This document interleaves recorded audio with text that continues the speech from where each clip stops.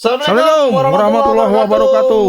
Kembali lagi bersama saya Arya Narko dan sahabat saya Gusdir dalam segmen Selamat Sore Medan.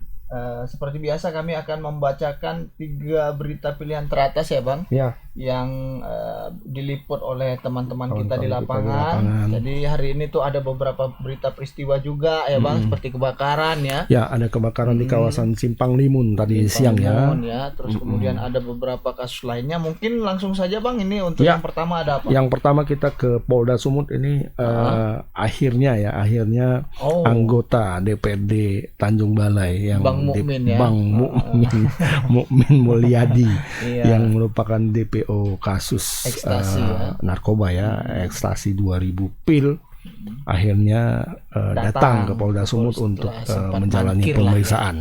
Setelah sempat mangkir ya, katanya sakit kemarin.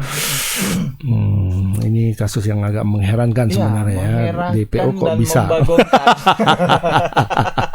cukup membagongkan. Satu DPO kemudian bisa dilantik menjadi anggota DPRD Tanjung Balai. Nah, ini PAW ya. Iya, menggantikan apa dia PAW. Dan kemudian yang kedua itu yang SKCK-nya juga iya, lolos, itu gitu. dia. Kok bisa ya? Seorang DPO tapi keluar SKCK-nya, surat keterangan berkelakuan baik.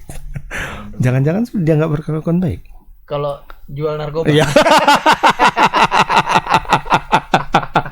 Nggak tahu kita. Iya. Ya, kita lihat dulu. Ini ada videonya tadi ketika beliau datang.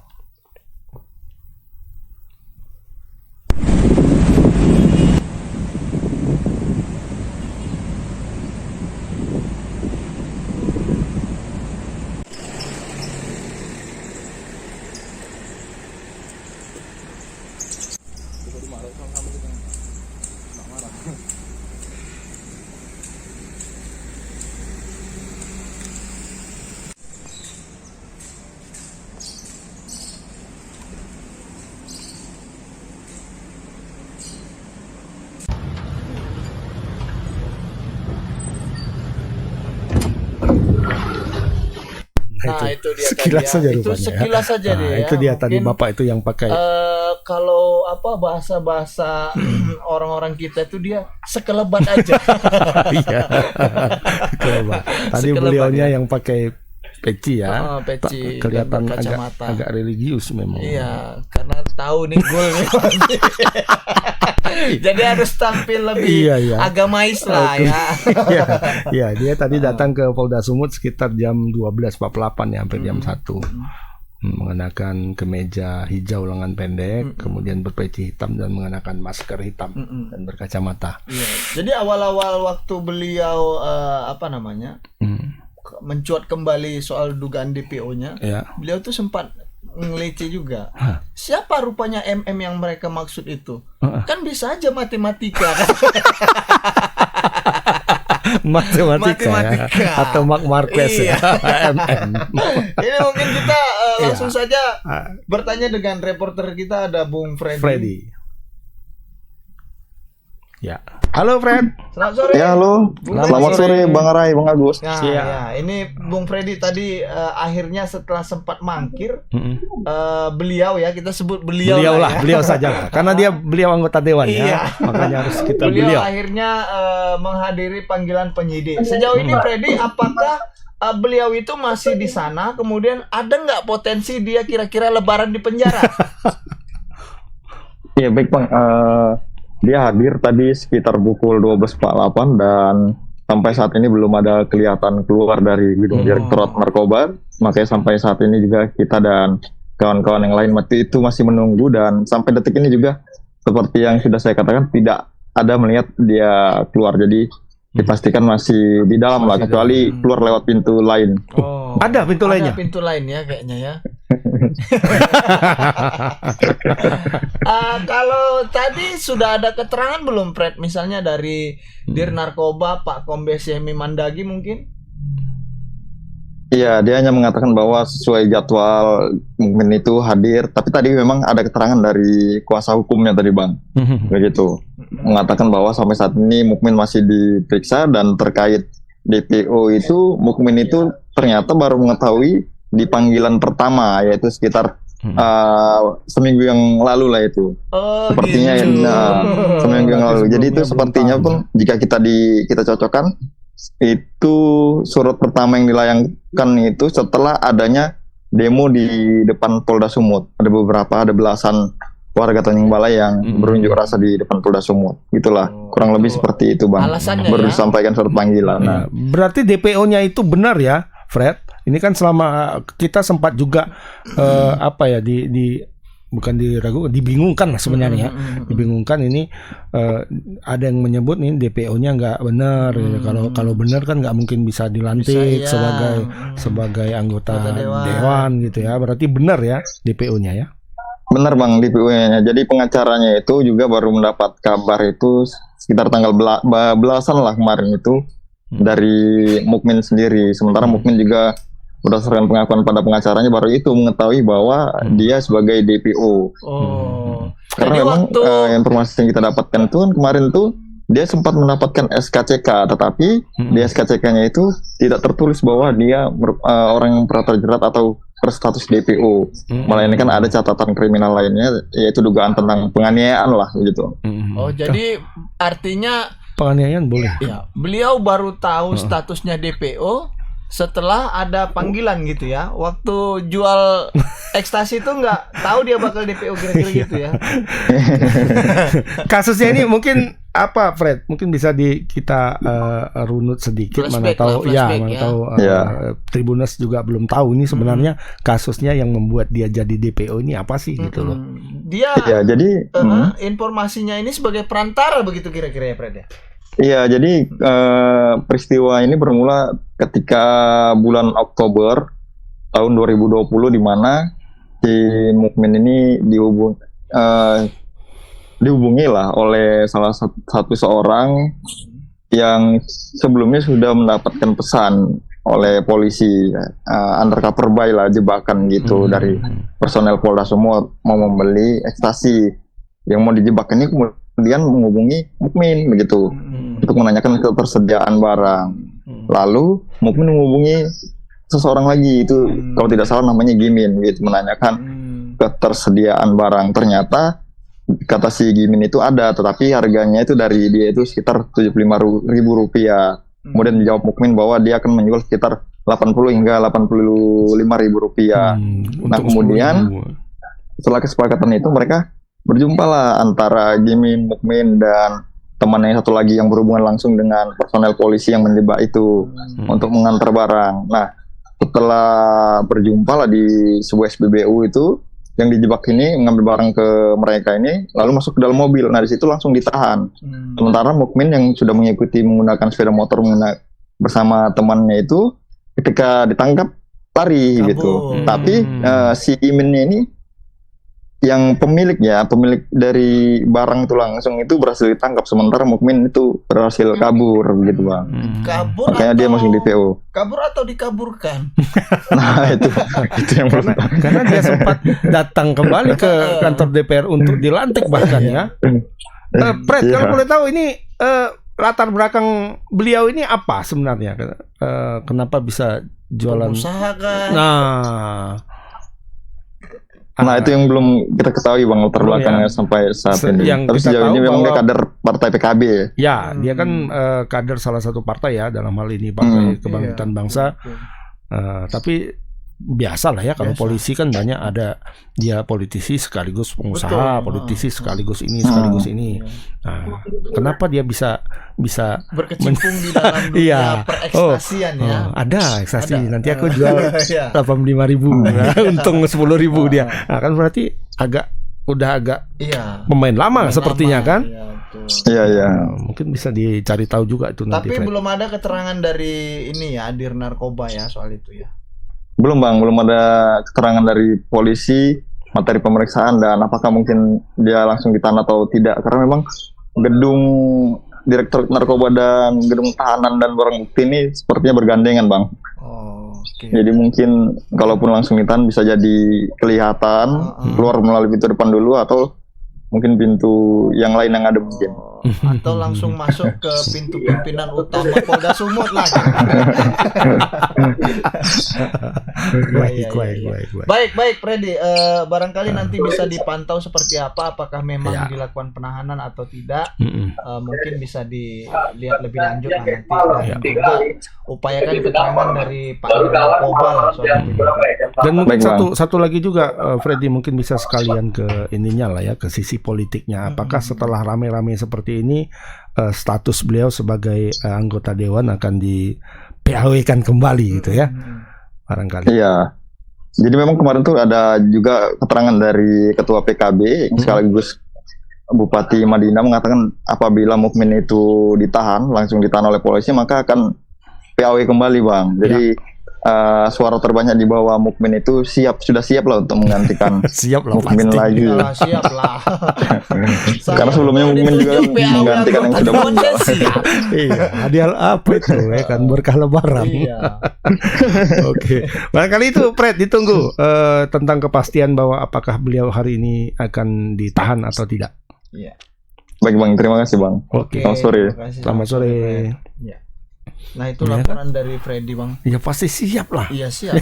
Saya kan kalau ada yang kamu mau, ya siap lah. Hari ini ada yang anggota dewan akan ditahan gitu, kemungkinan akan kita PAW-kan. Bapak siap menjadi siap, Pak. Boleh. Sekarang pun siap gitu. Enggak ada pakai duit lagi ya. Duduk aja. Iya, itu yang perlu ditanya. Itu yang perlu dipastikan. Itu kalau itu pun oke enggak pikir panjang itu. Ini tinggal duduk, Pak. Tinggal duduk, Pak. Oke, sekarang pun bisa gitu kan. Tapi kalau ada sikit tinggot-tingotnya, kau bantulah. Udah kau duduk. Iya, bantulah sikit. Gaji pertama kau lah nanti kan. Lu yang siap, Pak, saya kalau gaji nanti. Persoalannya ini sekarang Pak macam mana? Kalau sekarang agak pening juga, Pak. Udah mau dekat raya ini. Celana belum beli ya kan? Barang digrebek. Itu Bapak itu. Oke, baik. Itu berita yang pertama menyangkut DPO narkoba yang menjadi anggota DPRD ya. Kita ajaib memang ini ya kalau aku. Lanjut ke berita yang kurasa kalau Iwan Fals masih muda dibikinnya lagi lagunya nih ya. Dibikinnya lagi lagunya nih. Salahnya udah tua juga Bapak itu. Makanya agak-agak ini. Baik, kita ke berita kedua ini, kita ke Medan. Ada peristiwa yang agak mengenaskan tadi siang ya. Ada kebakaran pagi menjelang siang, sebuah rumah 2 tingkat di kawasan Simpang Limun, Jalan Selamat. Medan, Jalan Selamat ya, Jalan Selamat itu terbakar dan sebanyak 6 orang dalam satu keluarga ya, satu keluarga itu menjadi korban, meninggal dunia, dan 7 lainnya luka-luka. Luka bakar lah. Ya, mungkin kita lihat dulu videonya. Terjadi kebakaran di Jalan Selamat.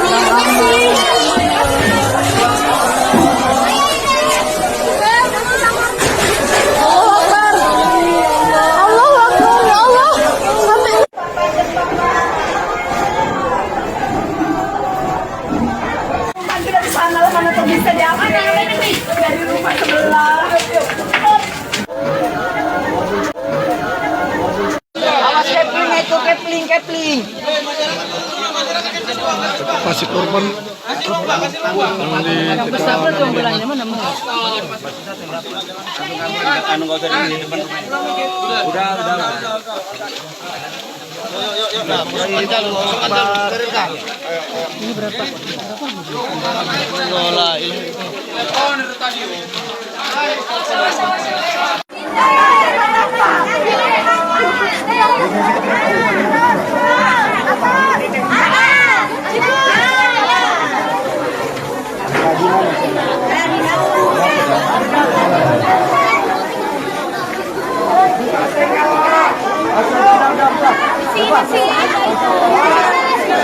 di dalam rumah Pak Giman masih ada orang yang belum keluar dari lokasi kebakaran. Di mana? Rumah mana yang kebakaran?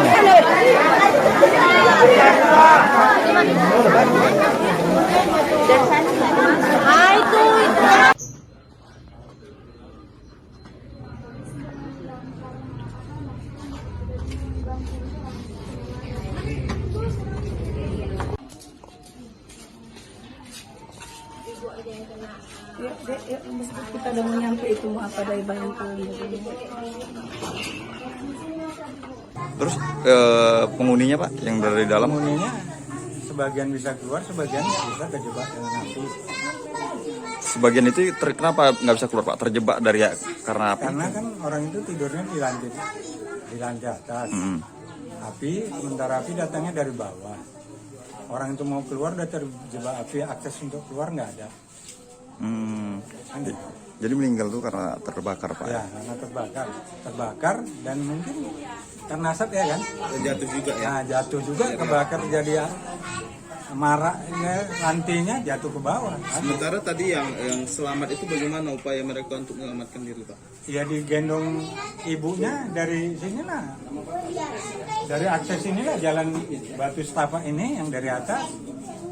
Baru dioper ke bawah sih anaknya, baru dia pun turun. Nah itu. Intinya kejebak lah orang itu. Intinya kejebak api, nggak ada akses keluar. Bapak warga sini Pak? Tetangganya. Tetangga sini. Itu Pak warga buka posko Pak ya? Posko mandiri atau seperti apa Pak? Posko untuk bantuan sementara inilah sebelum ada posko-posko yang lain kan, mana tahu ada yang mau bantu minta pakaian bekas apa kan. Inisiatif warga sini Pak ya? Warga sini ya, inisiatif. Karena ada dari apa enggak ada. Kalau pemilik rumah ini siapa Pak? Pemiliknya? Ada Pak Giman hidup orangnya kan. Masih hidup suami istri? Suami istri hidup. Nah, anaknya 3 lagi, cucunya 2. Yang meninggal itu siapa aja Pak? Menantu 1, anak 5. Menantu 1, anak 5. Menantunya laki-laki atau Iya, perempuan? laki-laki. Laki-laki ya. Nah itu tadi keterangan dari tetangga ya, dan sekaligus saksi mata ya Bang. Jadi ada terdiri dari ayah ya dan anaknya ya gitu. Menantu pemilik rumah. Oh. Jadi menantu pemilik rumah itu atas nama Bambang Pratama, ini 28 tahun. Kemudian juga ada anaknya. Anak pemilik rumah itu Ayu Sekarwangi 17. Kemudian Bimandaka, Mena Jaswara, Nur Anazam, dan Syamsuddin Lukman. Ini usianya relatif ya, muda ya Pak. Yang Nur Azam itu 11 tahun, Syamsuddin Lukman 5 tahun. Jadi menurut keterangan dari saksi mata tadi mereka terjebak di lantai atas. Apa pada saat kejadian ini mereka masih tidur ya? Mungkin kayaknya tidur biasanya karena kan selepas sahur ini ya. Tidur ya. Tidur. Begitu api berkobar mungkin Baru tidak bisa lari ke bawah lagi ya. Apa asap itu ya barangkali. Asap itu yang paling berbahaya sebenarnya kalau kebakaran itu kan. Dulu waktu masih di lapangan tuh motret kebakaran gitu kan. Yang paling berbahaya itu justru asapnya itu. Asap begitu masuk sesak kita pun bingung iya, mau sesak, napas sesak, mata berair, aduh udah hilang. Apalagi kalau kita kejebak di dalam, di lokasi, ditambah kepanikannya. Iya, betul. Gitu. Mungkin kita langsung ke reporter kita yang tadi ke lokasi. Ya, ada Alfiansa. Ada Alfiansa. Ya, halo Pian. Ya, halo, selamat sore Bang Aray dan juga selamat sore. Sepertinya Bung Pian lagi di masjid ya. Iya. Nampak sekali apa ya, solehnya ya. Semakin religius ya. Kabarnya karena dekat dengan seseorang. Oh. Baik, Pian. Bisa diceritakan Pian, kronologis awal peristiwa ini sebenarnya itu seperti apa Pian? Apakah karena ada indikasi mungkin kelalaian atau karena apa? Karena sempat ada isu katanya kompor meleduk gitu kira-kira. Silakan Pian. Ya, baik Bang Aray, Bang Agus dan juga Tribuners. Ya, memang tadi pagi itu terjadi kebakaran di sebuah rumah di Jalan Selamat, Kecamatan Medan Amplas, di mana api yang membakar sebuah rumah itu menewaskan 6 orang penghuni rumah tersebut. Nah, menurut informasi dari para warga, itu belum diketahui persis bagaimana kronologis dari kejadian tersebut, karena memang kejadiannya itu di pagi hari sekitar antara pukul 6 dan setengah 7 begitu, belum ramai warga yang beraktivitas.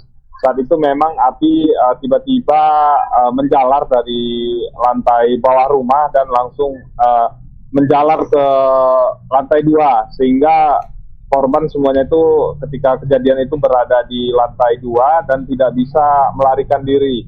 Sementara yang berhasil selamat itu ada sekitar 3 orang yang di dalam rumah itu, pemilik rumah dan juga istrinya, dan juga ada anak serta cucunya yang berhasil melarikan diri. Sementara yang terjebak di lantai 2 itu meninggal dunia.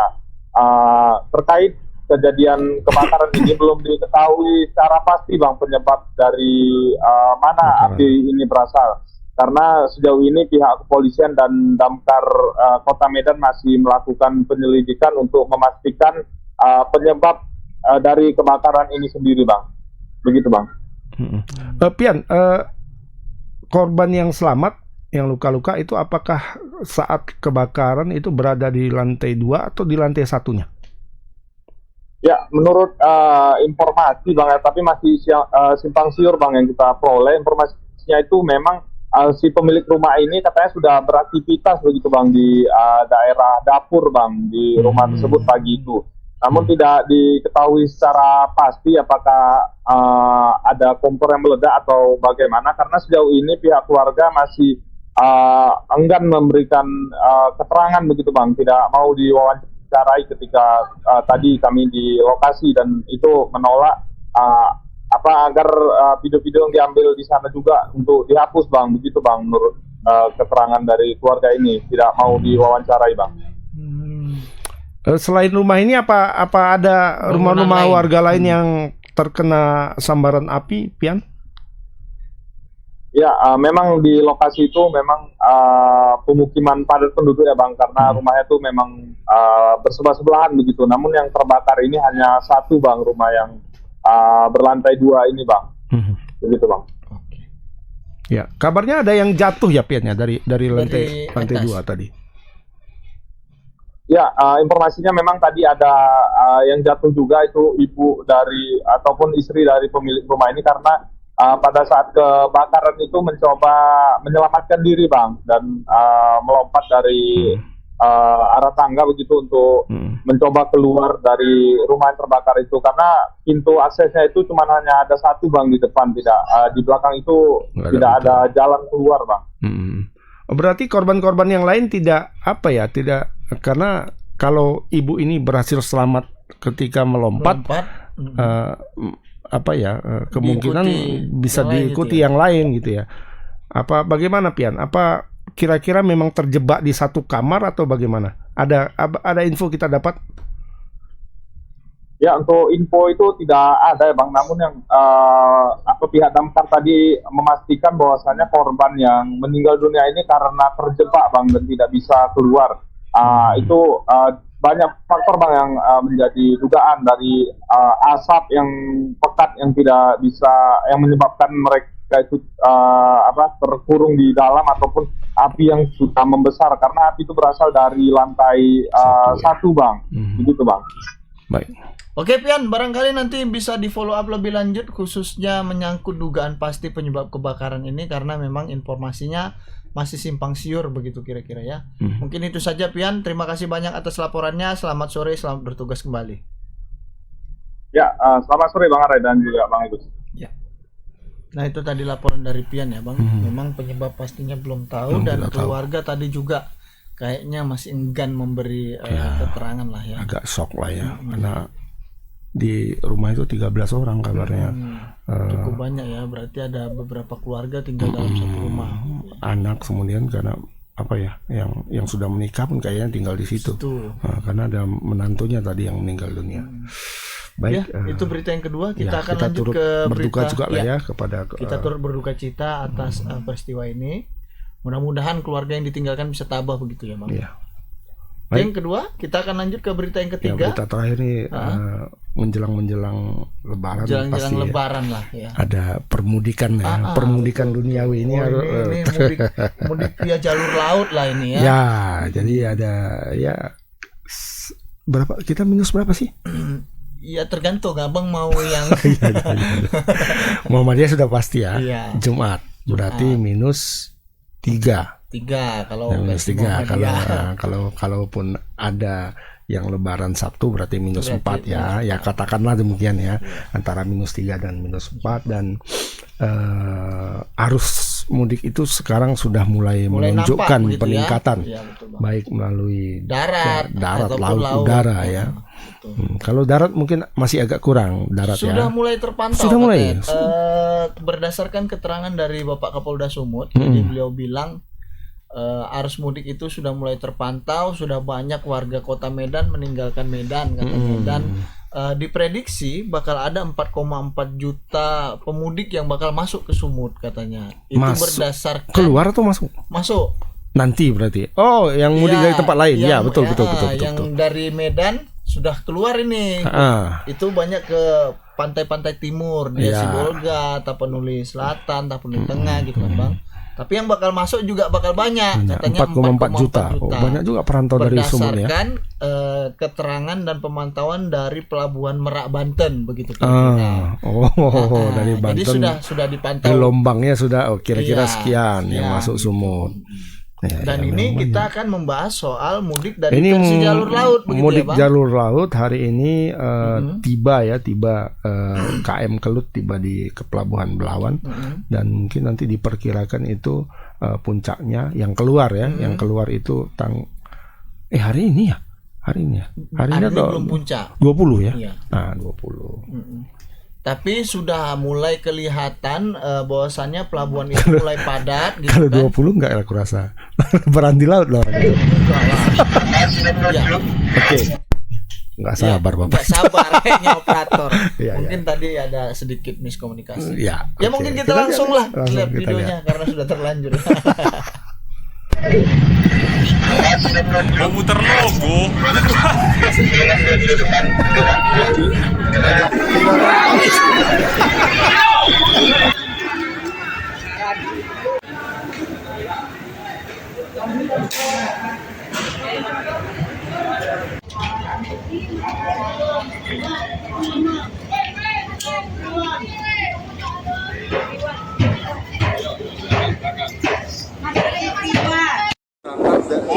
Berangkat dari Batam menuju Belawan, penumpang turun sekitar 2.600. Seperti apa Pak? Tadi ada peningkatan sebelumnya seperti apa? Oh ya, memang dari voyage kemarin, dari trip kemarin itu sudah terdapat peningkatan yang kedatangan sebelumnya mengangkut 2.300, yang turun di Belawan sekarang 2.600. Jadi semakin mendekati Lebaran memang terdapat peningkatan juga. Ada kapal tambahan Pak yang untuk khusus di menjelang Lebaran di Sumatera dari Delhi ini Pak? Ya, dikarenakan memang terjadi ini ya, KM Kelut bolak-balik dari Batam Belawan gitu kan, pulang pergi, sehingga penumpang yang tujuan ke Tanjung Priuk itu tidak ada kapal, maka diperbantukan KM Dorolda yang akan rencana tiba di hari besok. Itu khusus untuk tujuan Batam nanti ke Tanjung Priuk. Kelut sendiri prediksi puncaknya kapan ya Pak, dan seperti apa? Kalau puncaknya kita prediksikan nanti di tanggal 30 sudah di top-topnya untuk penumpang turun. Mohon maaf, tanggal 20 penumpang turun. Tanggal 20 penumpang turun itu sekitar 3.000, ya mudah-mudahan bisa mencapai 3.000 dari Batam. Nah itu tadi ya. 20 turun lagi katanya penumpangnya.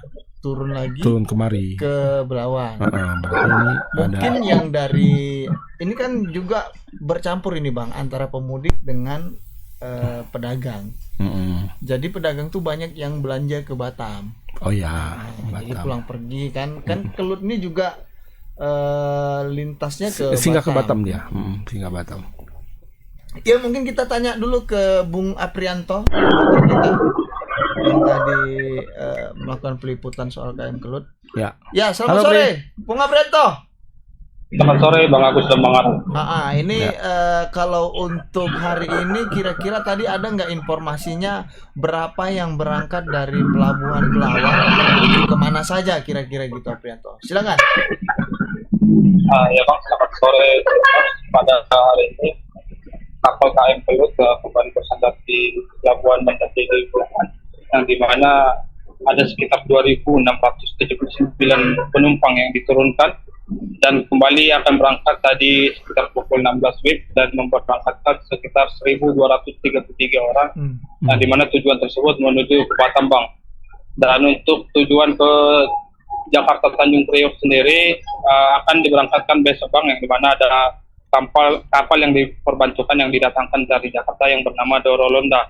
Dan dari pengakuan kepala cabang Pelni sendiri, Abi Laksana, dia mengatakan puncak dari arus mudik melalui kapal Kelut ataupun Dorolonda sendiri jatuh pada tanggal 20 April, yang diperkirakan dari Sumut sendiri akan berangkat sekitar 3.000 orang dan untuk turunnya sekitar 2.500 orang.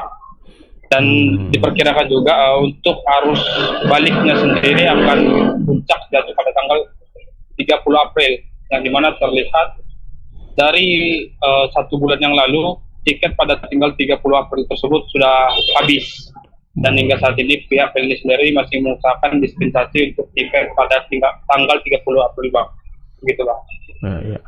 Pri, berarti kalau tanggal 20 berangkat itu sepertinya lebaran di jalan ya? Lebaran di laut ya? Itu diperkirakan, Bang, sampai di Batam itu 1 hari 1 malam, Bang. Batam ya? Kalau ke Jakarta 2 hari? Untuk ke Batam, Bang, itu dia 3 hari 2 malam. Oh, 3 hari 2 malam kan berarti. 2 hari ya. Berarti lebaran di laut. Di laut lah ya mereka ya. Ya, yang penting sampai ke kampung halaman. Mau lebarannya kapan sampai. Kalau besok ada pemantauan lagi kira-kira, Pri, keberangkatan?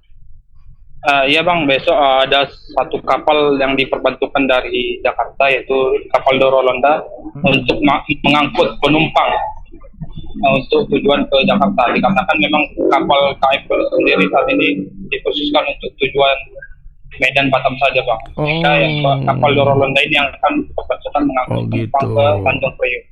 Ya. Kapal yang diperbantukan sendiri ini kapasitasnya gimana, Pri? Apakah lebih besar atau lebih kecil dari Kelut? Kapasitasnya lebih besar, Bang. Memang kapal Dorolonda ini selalu dipergunakan di saat arus mudik seperti Nataru dan Lebaran, Bang. Ini selalu datang ke Pelabuhan Bandar Deli untuk diperbantukan mengangkut penumpang tujuan Tanjung Priok, Bang. Baik. Sejauh ini lancar ya, Pri, di sana? Untuk sampai saat ini masih lancar, Bang. Untuk penjualan tiket pun masih lancar dan memang tiket pun cepat habis, Bang. Iya, nggak ada calo-calo atau apa yang ketangkap ya? Belum ya? Untuk di lokasi tidak ada lagi calo, Bang, karena memang pembelian tiket sekarang udah melalui online langsung. Oh, etiketing. Udah etiketing ya. Oke. Ya. Baik, Pri, terima kasih. Barangkali nanti bisa dipantau lebih lanjut di hari-hari esok. Barangkali jumlahnya mungkin meningkat atau ada informasi baru menyangkut keberangkatan mudik via jalur laut ini ya, Bang. Ya, mungkin itu saja. Terima kasih banyak atas laporannya. Selamat sore, selamat bertugas kembali. Selamat sore, Bang Agus dan Bang Arai. Ya. Nah, itu tadi laporan Aprianto. Tadi waktu Abang tanya aman gitu ya? Aman, Bang. Laku banyak. Loh, kau ngapain sekalian jualan rokok? Iya. Apa juga itu peluang bisnis ya, inspirasi bisnis. Karena dia kan boleh masuk ke dalam ya. Boleh. Ikut pun dia boleh. Iya, full akses dia bisa masuk ke sana kan. Bisa wawancara, bisa jualan, bisa jual rokok sekalian. Betul juga, bagus ya. Iya. Mungkin sih dengarnya tadi usaha ya. Betul juga. Besok mumpung kapalnya lebih besar ya itu 3 laporannya. Tadi yang terakhir soal mudik lebaran, memang baik itu jalur darat, jalur laut ataupun udara, memang sudah tampak mulai signifikan peningkatan jumlah pemudiknya gitu. Ya, tadi barusan juga fotografer kita ngasih informasi di Amplas dan juga di jalur tol Amplas, di gerbang tol Amplas itu sudah mulai terlihat antrian. Nah, jadi mungkin bagi yang ingin mudik mungkin bisa menghitung-hitung mau masuk dari jalur yang mana, gerbang tol yang mana kan, supaya tidak terjadi penumpukan. Bisa dari tol Serdang, bisa dari Mambar, bisa dari Belawan ya. Jadi tidak Marilen ya. Marilet. So yang dari Binjai bisa langsung masuk ke dari Binjai aja, walaupun jadi agak mahal memang jauh. Tapi timbang terjadi penumpukan panjang ini agak lumayan nih katanya, udah hampir 1 kilo nih apanya antriannya panjang dari pintu tol. Makanya mungkin bisa inilah diatur sendiri. Cari-cari ini juga lah, cari-cari info juga mana yang kondisi terbaru kan. Mending apa bisa dilihat di live kita di Tribun Medan itu selama beberapa hari minus menjelang Lebaran ini kita terus melakukan live pantauan terkini mudik. Nah, itu 3 berita yang bisa kami sampaikan untuk sore hari ini. Tadi yang pertama menyangkut masalah beliau ya, anggota DPRD Tanjung Balai yang baru dilantik ternyata DPO narkoba. Setelah sempat mangkir, beliau akhirnya memenuhi panggilan penyidik ya. Ini belum tahu apakah beliau langsung menginap di Polda saja atau memang dikenakan sanksi wajib lapor gitu ya. Tapi DPO ya 2000 butir banyak itu. Iya banyak, lumayan lah kan? Kalau misalnya 1 butir kali dia untung 10.000 kali 2.000 lah. Ya, lumayan.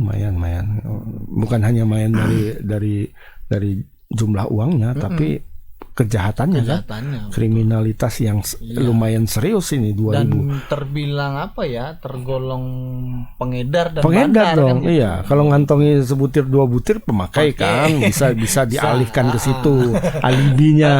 Dia cuma pakai kok katakan. 2 butir ya kan. Iya, tapi ini kalau 2000 ini nggak ada alibi lagi. Mau kok pakai 2000 sendiri. Sampai kapan? Sampai kapan? Tiap hari ini kan. Onse tiap hari. Itu berita pertama. Tadi berita kedua menyangkut berita duka cita kebakaran. Ada 6 orang meninggal dunia di Jalan Selamat, Kecamatan Medan Amplas ya Bang. Kita berharap mudah-mudahan keluarga yang ditinggalkan bisa tabah, bisa kuat menghadapi cobaan ini begitu kira-kira. Ini masih diselidiki polisi juga ya mengenai sebabnya penyebab kebakaran dan dari mana sumber api sebenarnya. Selentingannya tadi ada disebut kompor meledak, tapi kita belum tahu. Ya. Itu yang kedua. Dan yang ketiga terakhir tadi menyangkut masalah mudik. Tadi kita sudah jelaskan juga bahwasannya mudik tahun ini sepertinya lebih antusiasnya lebih tinggi karena kemarin sempat sudah ada statement dari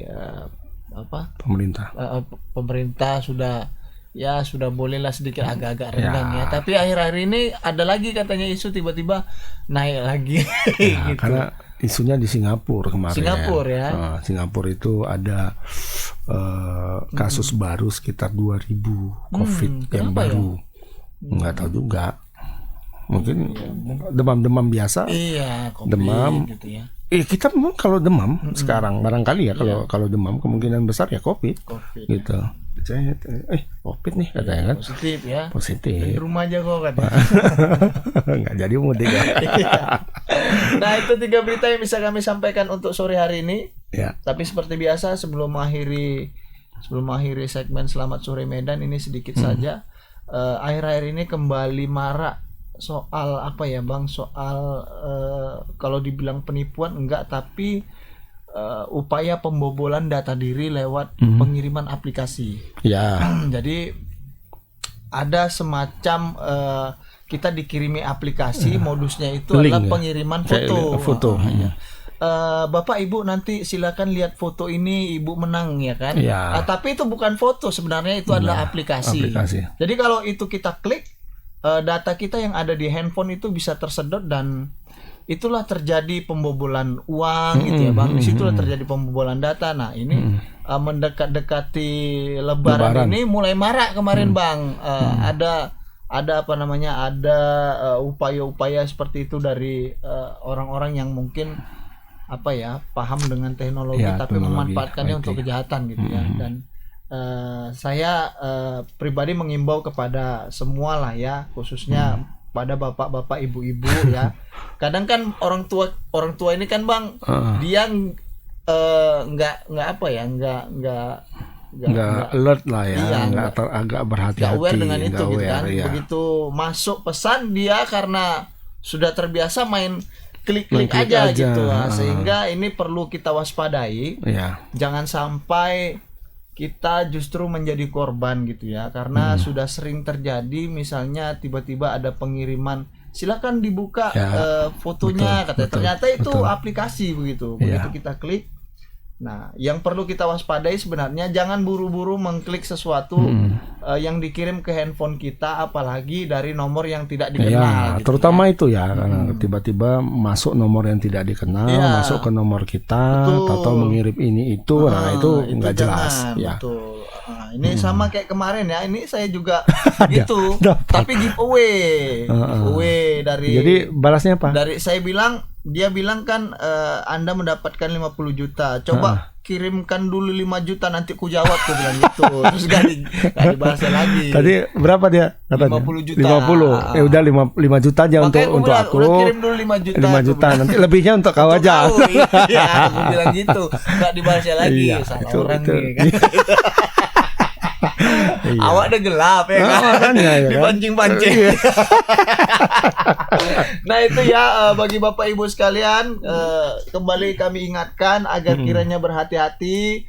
Kemudian juga kepada para pedagang dimanapun Anda berada, di momen-momen seperti ini jelang Lebaran itu sangat-sangat riskan dengan peredaran uang palsu begitu ya Bang. Nah ini juga harus hati-hati gitu, jangan mudah jangan mudah gampang terkecoh lah gitu kira-kira ya.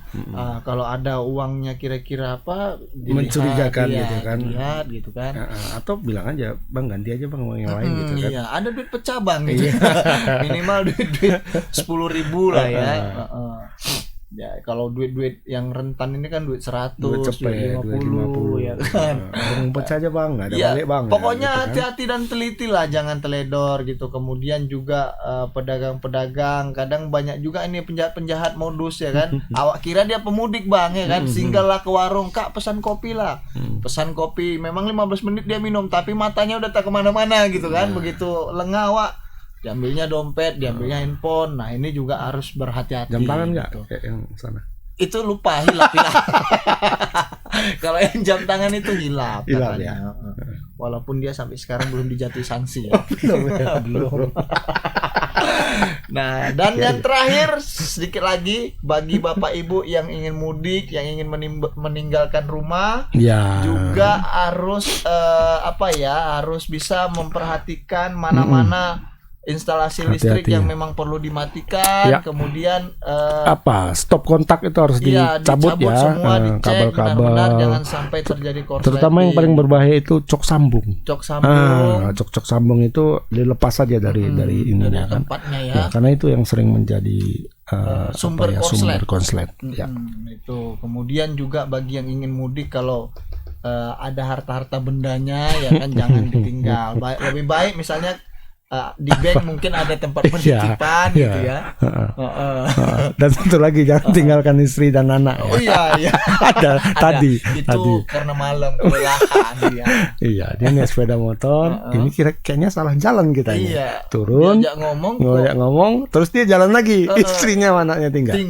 Setelah 70 km baru balik. Tersadar ya. Mana katanya. Nah, itu mungkin itu saja. Mengingat layar belakang kita sudah dimatikan oleh operator ya, yang dari tadi membaca pesan ya. Iya, kayaknya agak kejam ya. Agak kejam. Iya. Hari ini agak kejam dia. Ya itu saja, terima kasih banyak. Jadi gambar laut ya. Iya.